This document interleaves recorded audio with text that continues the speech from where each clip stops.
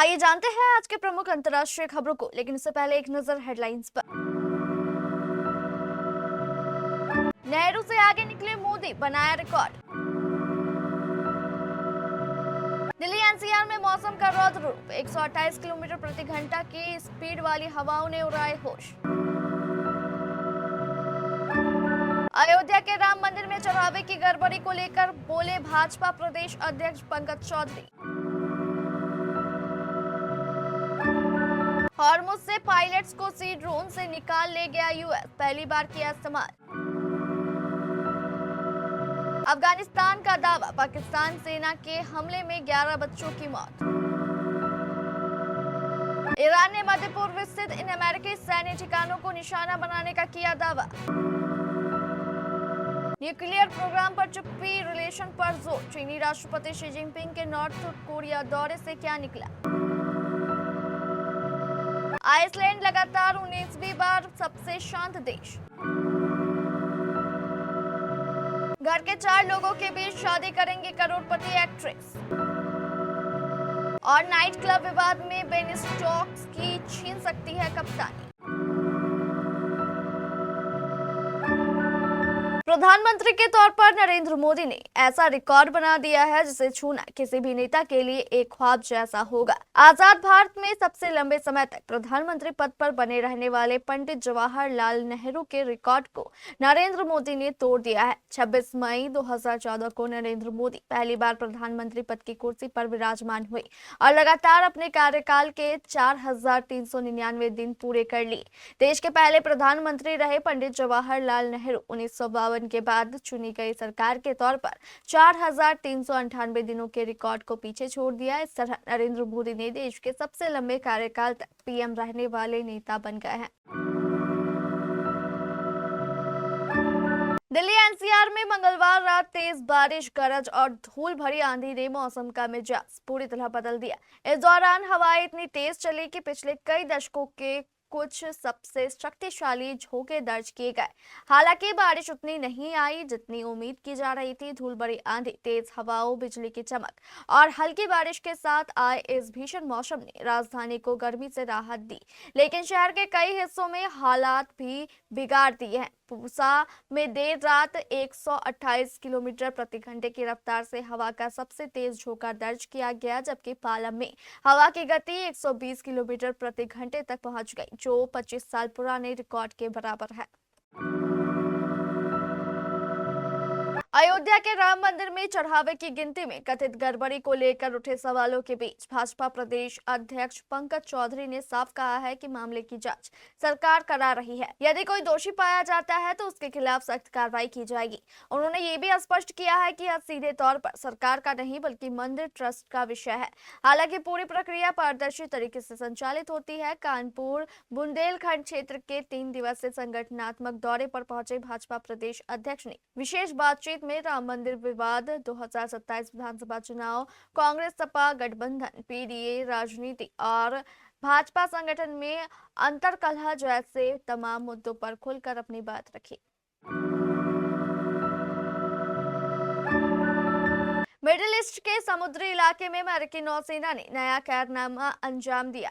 Straight of Hormuz के पास एक अमेरिकी सैन्य हेलीकॉप्टर क्रैश हो गया था। इसके बाद अमेरिकी नौसेना के एक एडवांस समुद्री ड्रोन ने मुस्तैदी दिखाते हुए थल सेना के 2 हेलीकॉप्टर क्रू सदस्यों को सुरक्षित बचा लिया।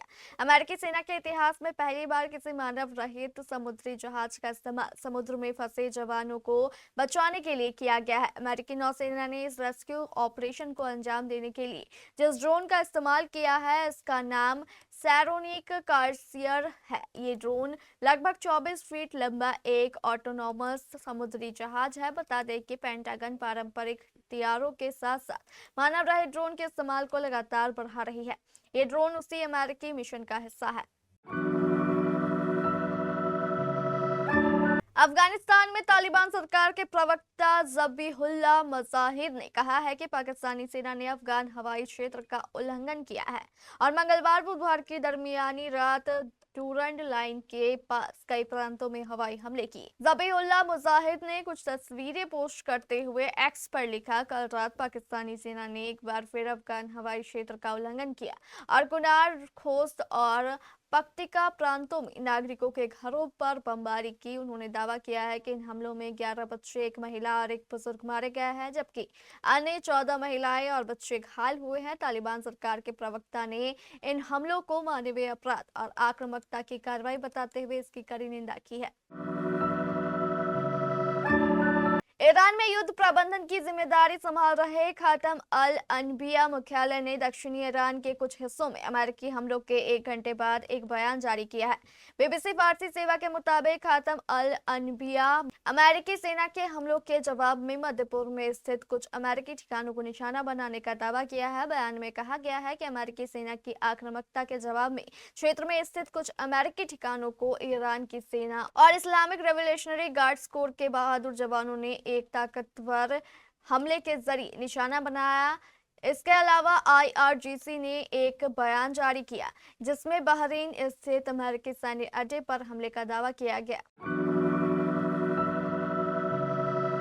चीन के राष्ट्रपति शी जिनपिंग ने नॉर्थ कोरिया के अपने 2 दिवसीय दौरे को समाप्त कर वापस लौट आए हैं। उन्होंने कहा कि उनकी और नॉर्थ कोरिया नेता किम जोंग उन के बीच कई महत्वपूर्ण मुद्दे पर अहम सहमति बनी है। प्योंगयांग में भव्य स्वागत और उच्च स्तरीय बैठकों के बाद शी मंगलवार को बीजिंग लौट गए। यह 2019 के बाद उनका पहला नॉर्थ कोरिया दौरा था।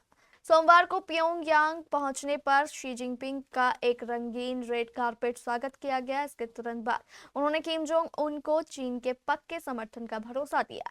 यह संदेश ऐसे समय में आया है जब हाल के वर्षों में नॉर्थ कोरिया ने रूस के साथ अपने संबंधों को काफी मजबूत किया है।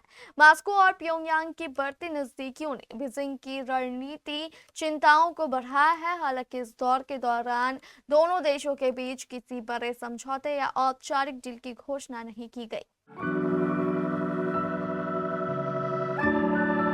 मंगलवार को जारी एक नई रिपोर्ट के अनुसार पिछले 1 साल में दुनिया पहले की तुलना में अधिक खतरनाक हो गई है। ग्लोबल पीस इंडेक्स के मुताबिक 99 देशों में शांति की स्थिति बेहद खराब हुई है।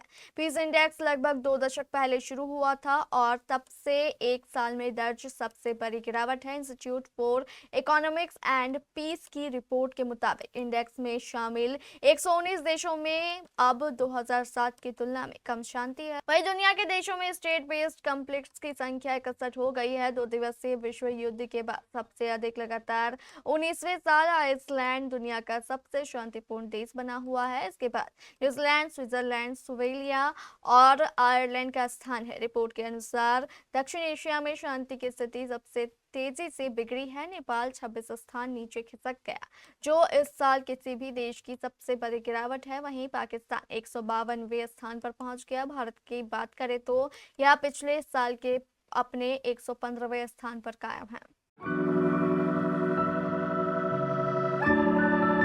बॉलीवुड एक्ट्रेस आकांक्षा रंजन कपूर और फिल्म मेकर शरण शर्मा जल्द ही शादी के बंधन में बंधने वाले हैं। रिपोर्ट्स के मुताबिक दोनों अगले महीने मुंबई में प्राइवेट वेडिंग करेंगे और 7 फेरे लेंगे। आकांक्षा और शरण पिछले करीब 4 साल से एक दूसरे को डेट कर रहे हैं। हालांकि दोनों ने हमेशा अपने रिश्ते को लाइमलाइट से दूर रखा और बहुत कम मौकों पर साथ नजर आए। एचडी की एक रिपोर्ट के मुताबिक कपल 11 जुलाई को पवित्र बंधन में बंधेंगे। इसके बाद 12 जुलाई को एक वेडिंग रिसेप्शन रखा जाएगा। बताया जा रहा है कि ये रिसेप्शन मुंबई के एक बड़े होटल में आयोजित होगा। शादी को पूरी तरह से प्राइवेट और क्लोज सेरेमनी रखने की प्लानिंग की जा रही है। यहाँ तक कि प्रिंटेड इनविटेशन कार्ड भी नहीं भेजे गए हैं। शादी में सिर्फ परिवार और करीबी दोस्तों को ही बुलाया जाएगा। इंग्लैंड क्रिकेट टीम के टेस्ट कप्तान बेन स्टोक्स और तेज गेंदबाज गस एंडरसन न्यूजीलैंड के खिलाफ लॉर्ड्स टेस्ट जीतने के बाद एक नाइट क्लब में हुए विवाद को लेकर मुश्किलों में घिर गए हैं। इस मामले की जांच England and Wales cricket board कर रहा है। रिपोर्ट के मुताबिक दोनों खिलाड़ियों ने टीम पर लागू आधी रात के कर्फ्यू नियम का उल्लंघन किया था। मीडिया रिपोर्ट के अनुसार यह झगड़ा इंग्लिश प्रीमियरशिप क्लब सारासेंस के एक रग्बी खिलाड़ी से जुड़ा था। बताया जा रहा है कि उस खिलाड़ी ने गस एटकिंसन पर हमला करने की कोशिश की, लेकिन बीच बचाव कर रहे ईसीबी के सुरक्षा गार्ड को मुक्का लग गया। इस घटना में सुरक्षा कर्मी घायल हो गया और उसे टाके लगवाने पड़े। हालांकि शुरुआती जानकारी के अनुसार स्टोक्स और एटकिंसन ने झगड़ा शुरू नहीं किया था।